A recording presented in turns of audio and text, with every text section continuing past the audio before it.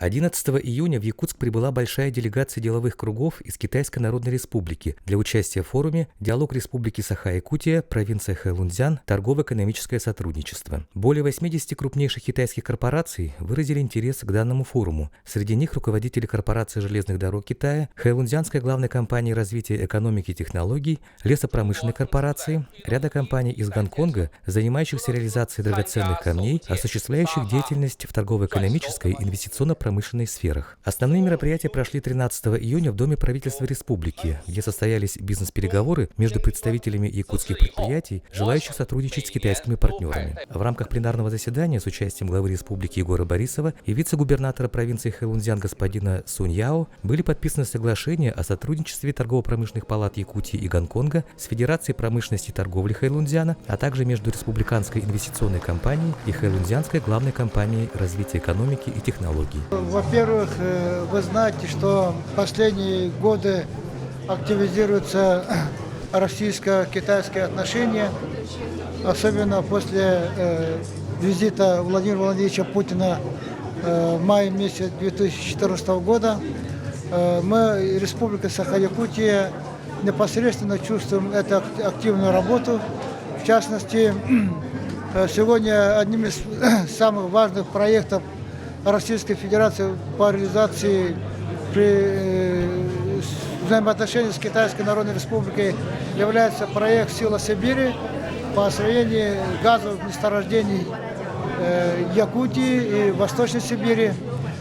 Так, дальше речь идет о уже установленных традиционных наших связях. Это речь идет о торгово-экономических связях, когда наши предприятия, наше муниципальное образование и наши конкретные территории сегодня используют технологии, которые производятся в Китайской Народной Республике. И, конечно, мы сегодня уже непосредственно уже ведем речь о взаимоотношениях между муниципалитетами и субъектами Китайской Народной Республики. В частности, вот идет встреча с делегацией провинции Хэйлунцзян, в которой мы будем конкретизировать объем работ, направление работ. И я думаю, что сегодня и будет расширяться география, и будет расширяться направление. 你说刚才鲍里索夫总统讲的，我完全同意。黑龙江省与萨哈雅库特共和国有着良好的合作关系。Только что президент Саха-Якутии, только что он сказал, я полностью с ним согласен. В протяжении многих лет между Республикой Саха-Якутия и провинцией Хэйлунцзян поддерживаются очень благоприятные отношения сотрудничества. 黑龙江省与俄罗斯的贸易额占中俄两国贸易总额的1/4。黑龙江的企业在俄罗斯的投资占中国企业在俄罗斯投资总额的1/3。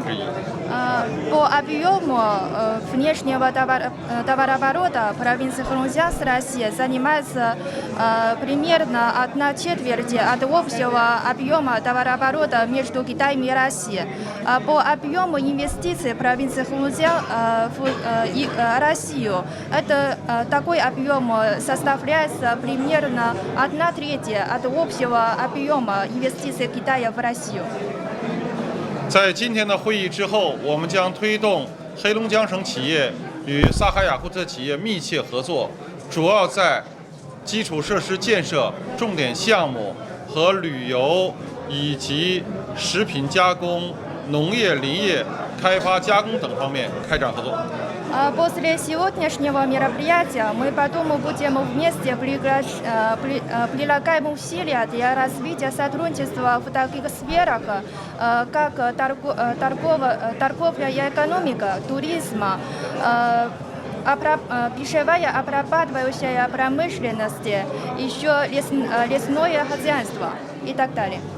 我们还将协调中国南方省份的一些企业和香港的金融机构开展与萨哈雅库特的合作。 И с нашей стороны мы тоже будем содействовать сотрудничеству между южными провинциями Хэйлунцзян, а также Гонконга, развивать сотрудничество с Республикой Саха-Якутия. 最后一个建议，10多年前鲍里索夫总统带队参加了哈尔滨举办的哈洽会，今年是第2届中国俄罗斯博览会，我们希望鲍里索夫总统能够带队参加。Более 10 лет назад президент Борисов возглавил делегацию и принял участие в Харбинской ярмарке. И в этом году состоится 2-е китайско-российское экспо. И мы тоже надеемся, что господин Борисов возглавляет делегацию и принять участие в мероприятии. Руслан Басыгысов, Николай Необутов, Дилустан Трофимов, ЕСИА.